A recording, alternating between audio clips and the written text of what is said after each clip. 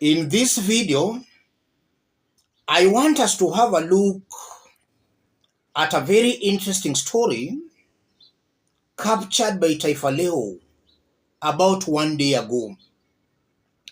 The story exposes the growing discontent on the mountain, specifically on the state of Kenya's economy, and more so on how Ruto's government is driving things.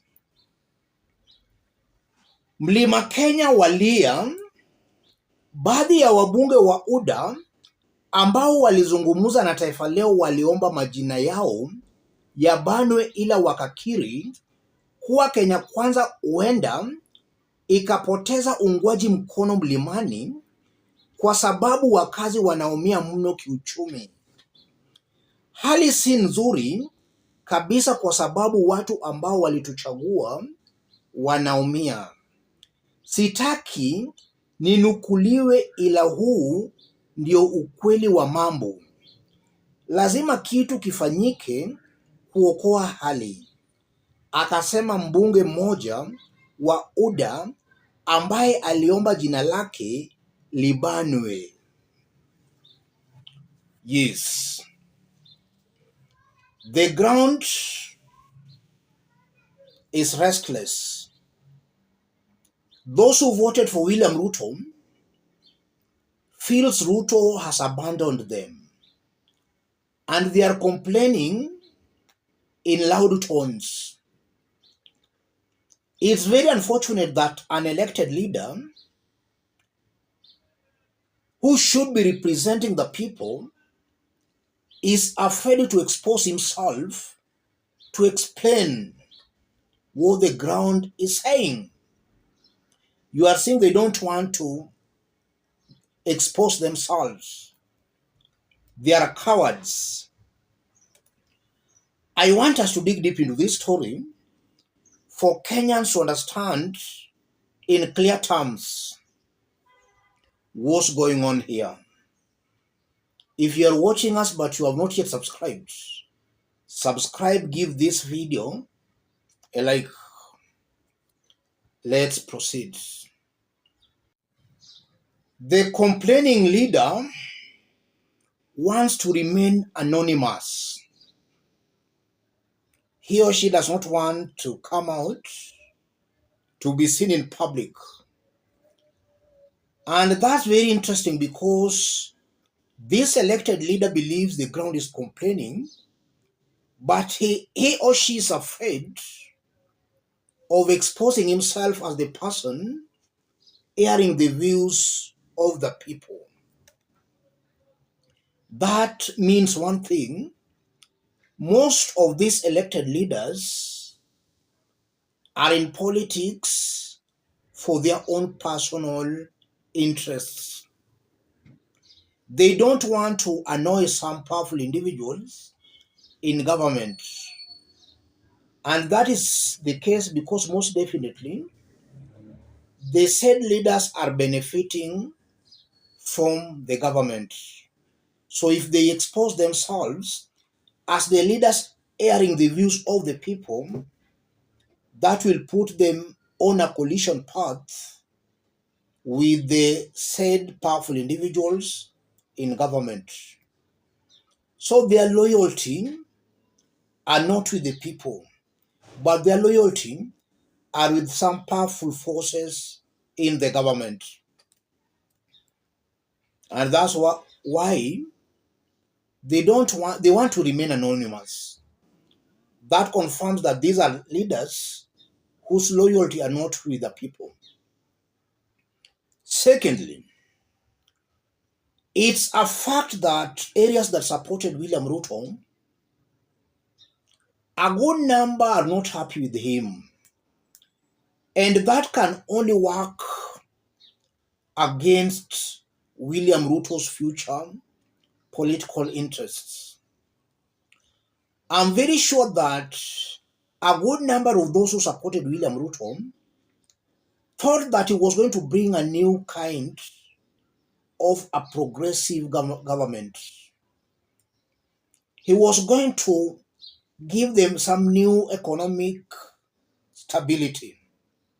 Yes, he was going to remove them from bottom to up economically.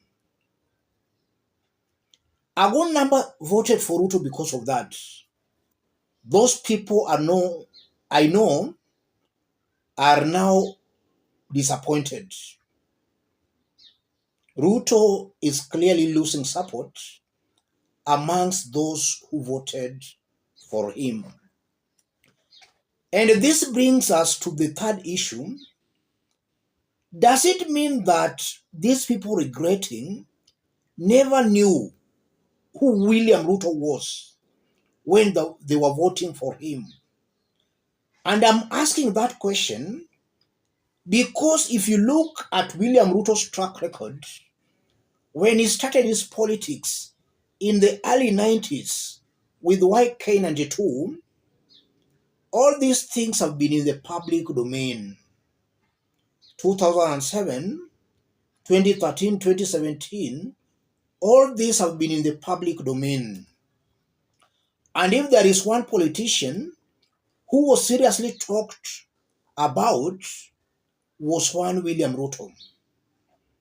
He had very many scandals surrounding him. With all those information, some Kenyans still went ahead and voted for William Ruto. And they are now coming in just under 1 year to complain. Does it mean they thought those were just stories? The William Ruto of 2013, who only appointed his tribesmen and women in the positions he was given. Does it mean that all those Kenyans thought were just stories? That exposes the political ignorance amongst some Kenyans. Some Kenyans have got ears, but they don't listen. They've got eyes, but they can't see. That exposes that political ignorance. Right now, it's a fact that this is most probably the worst government since independence. No doubt about that.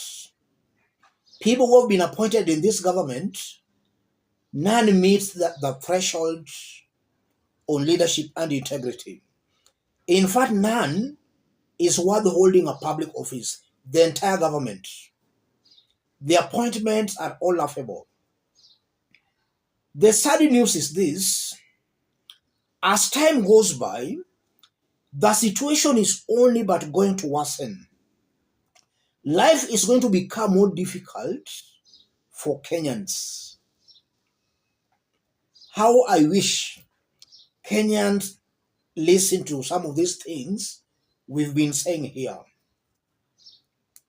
The situation is going to worsen. What should Kenyans now do? Any leader supporting William Ruto, be that leader a member of parliament, MCA, governor, senator, women rep, any leader supporting William Ruto, that leader should be rejected. Whether on the mountain, in Nyanza, at the coast, that leader should be rejected. Because by rejecting that leader, you are curtailing William Ruto's excesses. Because these are the leaders who are actually helping William Ruto in oppressing Kenyans. Those leaders should be rejected. After rejecting those leaders, Kenyans should also reject William Ruto in totality. Reject the leader supporting him, and then you also reject him in totality. And I'm stressing on these 2 points because some Kenyans do complain, but they have got very short memory. You find they're entertaining the leaders supporting William Ruto. Because the leaders supporting William Ruto, they are devising a new strategy in that when they're in their constituencies, they are also lamenting with the people that, oh, you are suffering, the cabinet secretaries are not performing. They lament with the people. But actually in the Senate or in the National Assembly, they are supporting the bad policies being pushed by Kenya Kwanza. On the ground, they are lamenting with the people. That's hypocrisy. Kenyans should reject that. Any Kenya Kwanza leader coming to you to lament with you on how bad the economy is, that's a hypocrite. Should be rejected. As I conclude, it's a fact that this is the worst government since independence.